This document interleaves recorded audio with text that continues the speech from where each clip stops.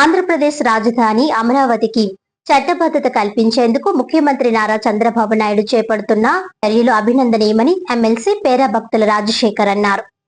బుధవారం స్థానిక సూర్యనారాయణపురంలో నిర్వహించిన ఎన్టీఆర్ సామాజిక భరోసా పెన్షన్ల పంపిణీ కార్యక్రమంలో పాల్గొన్న ఆయన మీడియాతో మాట్లాడుతూ రాష్ట్ర రాజధాని అమరావతికి చట్టబద్ధత కల్పించేందుకు ప్రభుత్వం వేగవంతమైన చర్యలు తీసుకుంటుందని అన్నారు. భవిష్యత్ తరాలకు కీర్తి ప్రతిష్టలు తీసుకువచ్చే విధంగా అమరావతిని అభివృద్ధి చేయాలనే లక్ష్యంతో శాసనసభలో ఏకగ్రీవంగా తీర్మానం ఆమోదించడం జరిగిందని తెలిపారు. అనంతరం పార్లమెంట్ లో బిల్లు ఆమోదం పొందడం, ఆపై రాష్ట్రపతి ఆమోదం పొందే ప్రక్రియ కూడా త్వరితగతిన పూర్తి చేయాలని ప్రభుత్వం కృషి చేస్తోందని అన్నారు. రాజధాని అంశంలో రాష్ట్రానికి స్పష్టత రావడం ద్వారా అభివృద్ధి కార్యక్రమాలు వేగవంతమవుతాయని, పెట్టుబడులు ఆకర్షించడానికి ఇది దోహదపడుతుందని ఆయన అభిప్రాయపడ్డారు. ఇదే సమయంలో రాష్ట్ర ప్రభుత్వం సంక్షేమం మరియు అభివృద్ధిని సమానంగా ముందుకు తీసుకువెళ్తోందని, ఒకవైపు పెన్షన్లు వంటి సామాజిక భద్రతా పథకాలను అమలు చేస్తూనే మరోవైపు రాజధాని నిర్మాణంపై దృష్టి సారించడం శ్లాఘనీయమని పేర్కొన్నారు.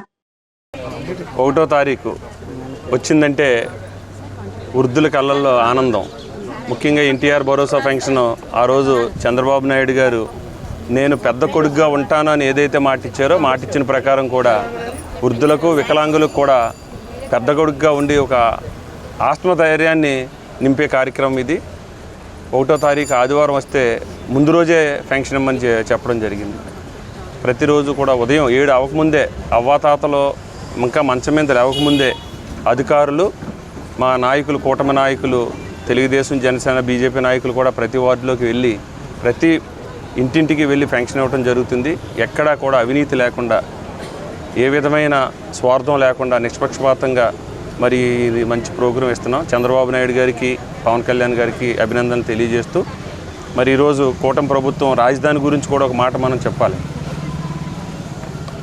రాజధాని అమరావతి అని ప్రకటించినప్పుడు జగన్మోహన్ రెడ్డి 30,000 ఎకరాలు సరిపోదు, 50,000 ఉండాలని ఆ రోజు చెప్పిన మాట మళ్ళీ అతను అధికారంలోకి వచ్చిన తర్వాత 3 ముక్కలాట ఆడి రాజధాని అమరావతి కాదని విశాఖపట్నం అని, కర్నూలు అని మన ప్రాంతాల మధ్య చిచ్చుపెట్టడం జరిగింది. మళ్ళీ కూటమి ప్రభుత్వం వచ్చిన తర్వాత మరి మొన్ననే మరి కొండబాబు గారు కూడా అసెంబ్లీకి వెళ్ళి తీర్మానం చేయడం జరిగింది.